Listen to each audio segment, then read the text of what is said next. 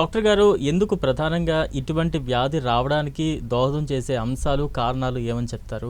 ఏ age group మీద ఇది ఎక్కువగా ప్రభావం చూపిస్తుందంటారు? మనము కామన్‌గా చూసేది ఒక 30-60 ఏజ్ గ్రూప్ పీపుల్‌లో కామన్‌గా చూస్తుంటాము. మేల్స్‌లో చూస్తుంటాము, లేడీస్‌లో కూడా చూస్తూ ఉంటాము. బట్ వాళ్ళు డిస్క్రైబ్ చేసిన విధానం, ఆ ఎపిసోడ్స్ ఎప్పుడు ట్రిగ్గర్ అవుతూ ఉంటాయంటే, వాళ్ళు సడన్‌గా ఏదైనా మాట్లాడదామని నోరు తెరవగానే వచ్చే అవకాశం ఉంటుంది. లేదంటే బ్రష్ చేసుకుందామని బ్రష్ పెట్టుకుంటే వచ్చే అవకాశం ఉంటుంది. లేకపోతే ఫుడ్ తిందామని చూ చేస్తే కూడా వచ్చే అవకాశం ఉంటుంది. నార్మల్గా ఈ ప్రాబ్లంతో వచ్చిన వాళ్ళు ఫస్ట్ వాళ్ళకి జా పెయిన్, దవడ పెయిన్ అనుకొని వాళ్ళు డెంటిస్ట్ దగ్గరికి వెళ్తారు. ఆల్మోస్ట్ మా దగ్గరికి వచ్చే పేషెంట్స్ వాళ్ళు చెప్పే హిస్టరీ బట్టి మాకు ఏమవుతుందంటే, first they reach out to dentist వాళ్ళకి చూస్తారు. వాళ్ళకి అదో ఇదో కనిపించి 1-2 పళ్ళు కూడా పీకేస్తారు. దాని తర్వాత ఎంతటికి ఇంప్రూవ్మెంట్ రావట్లేదనే ఉద్దేశంలో డెంటిస్ట్ మా దగ్గరికి రిఫర్ చేసిన సిచ్యువేషన్స్ 50-60% ఆఫ్ ద టైమ్స్ అదే జరుగుతుంది.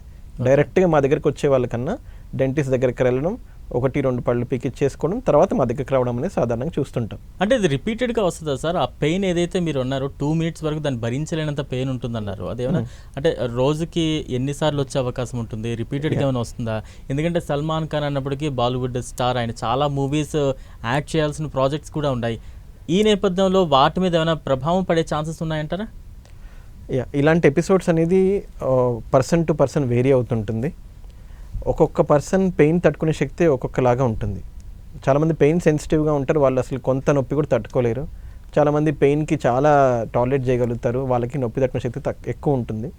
బట్ నార్మల్గా ఒక ట్రీట్మెంట్ ఇవ్వని పేషెంట్స్కి, ట్రైజమన్ న్యూరాలజీ ఉన్న వాళ్ళకి రోజుకి 10-100 ఎపిసోడ్స్ కూడా వచ్చే అవకాశం ఉంటుంది. ఒక్కొక్క ఎపిసోడ్ 2 minutes వచ్చే అవకాశం ఉంటుంది. ఫిజికల్గా కావచ్చు, మెంటల్గా కావచ్చు, ఎటువంటి ఇంపాక్ట్ ఈ వ్యాధి వల్ల ఉంటుందంటారు?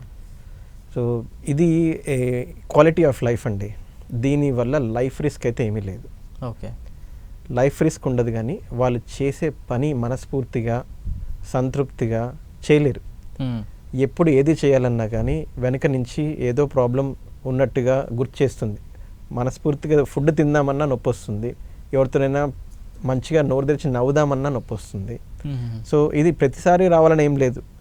ఒక 10 సార్లు నవ్వుతే 2 సార్లు అలా వచ్చే అవకాశం ఉంటుంది.